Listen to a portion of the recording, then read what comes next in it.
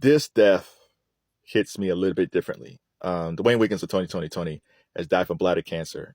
He was 64 years old. Rest in peace to Dwayne and his family. Toni consisted of Dwayne Wiggins on lead guitar, his brother Raphael Wiggins, who would change his name to Raphael Saadiq. Raphael could play anything, but he was the bassist, and they were joined by their cousin on drums, Timothy Christian.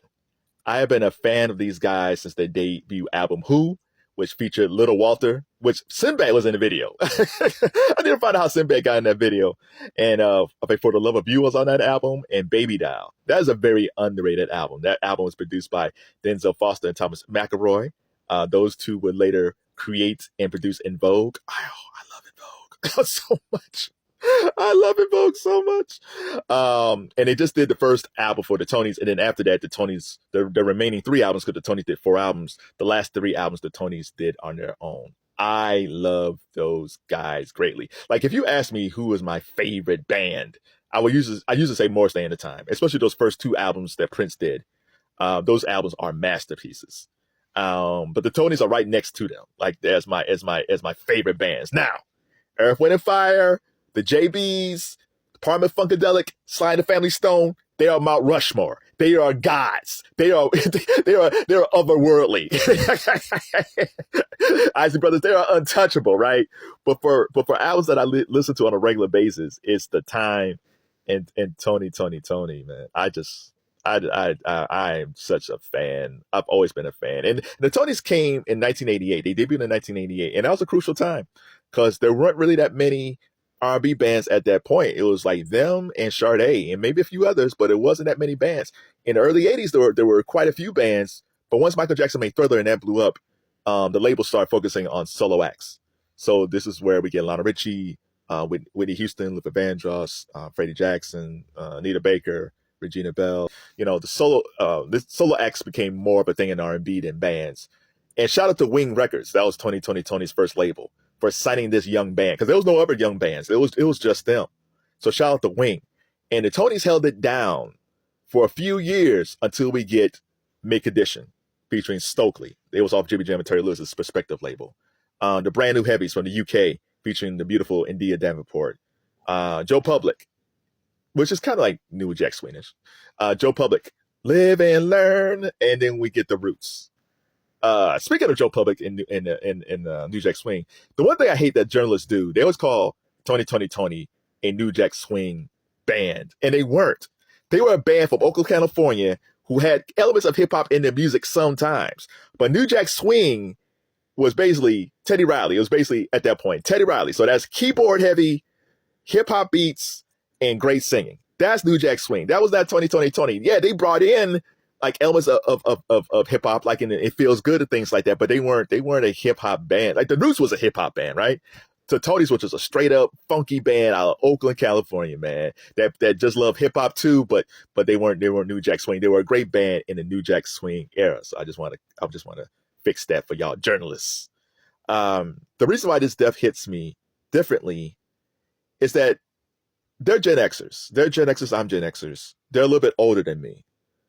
But when the Gen Xers, when we were in the 90s, when we were in our 20s and going into our early 30s in the 2000s, we saw a lot of death by celebrities. That's around our age. Biggie and Pac, Big L, Eazy-E died from AIDS. Kurt Cobain took himself out. Lane Staley from Alice in Chains. Later on, Scott Weiland from Stone Temple Pilots overdose. Left Eye from TLC dies in a car crash. Aaliyah dies in a plane crash. Joe Levert, like it's just we saw a lot of death from music folks in the 90s, and that's supposed to happen, man. We're on our 20s and 30s. Like we understand, like if a few people pass away, but it was so much death, it was just ridiculous. And now, those guys, Dwayne was 64 years old. And if you're a Gen Xer, now you're starting to see artists that you went to their concerts. You bought their music. When I was a DJ, I remember people requesting Anniversary while I was in college, right? Like now the people that you grew up with listening to, that you became of age going to, when you're in college listening to, now these guys and gals, they're slowly going to start passing away, and you're around the same age group. It shows you that life, we're not meant to be around forever. So, Bless the Lord for being here every day. It's life is crazy, man. It goes quick. So, it's crazy how life is, right? And I really don't think the Tonys get a lot. The Tonys don't really get a lot of love. Like, I don't think BET ever gave them like a Legends Award. I don't think MTV will ever do that. But man, I don't think the Tonys ever get their due. Even when you say like, who's the greatest artist of the '90s? Like, I do it too. Like, you say immediately go to like, oh, Mariah, Janet, Toni Braxton, Boyz II Men, Jodeci, Destiny's Child, TLC. We always forget about Toni. And they're probably the most musical act of the group. We always forget about the Toni. We always forget about the Tonys. Think about these songs. It Feels Good. It Never Rains in Southern California. The Blues. If I Had No Loot. Just Me and You. Lay Your Head on My Pillow. Let's Get Down. People love Anniversary. Like, how can they have so many hits and we don't think that they're like one of the greatest acts of all time, man? Man, we got to change that, man. Contact BET and tell them to give them that award, even though it's going to be posthumous with Dwayne gone. And it broke my heart when Raphael left, because Raphael's so great, and they did 4 great albums, and then Raphael left. And if you look at Raphael, he was not all over, but he was mixed in that neo soul movement, man. He worked a lot with D'Angelo and some of the other acts, Bilal, Angie Stone. He did Lucy Pearl, his own act, and then he just worked on Cowboy Carter. He did the music for Insecure. Like, Raphael was great, so he was so talented he couldn't stay in that group. But man, I missed him so much. But they did come to Akron like over like a decade ago. And it was Tim, it was Dwayne, and they had another lead singer. And they sounded fine, but I remember some dude in the background saying, "We want Raphael." He gone, brother. But I'm glad they went back on tour a couple of years ago. I didn't go because I figured they would come back around, because I thought he was coming back together. But I guess it seems like maybe they got back together because Dwayne had his diagnosis. Speaking of Dwayne, so if you ask any urban fan what's their favorite Toni songs, it starts with Anniversary, and you fill in the blanks. On the pop side is It Feels Good and Nothing Else. It feels good. That's all they know, unless you're a real fan. But black folks, it's always like Anniversary. And I bet you in that top 5, if there is a top 5, it's Whatever You Want. And that song is so great because Dwayne's singing lead.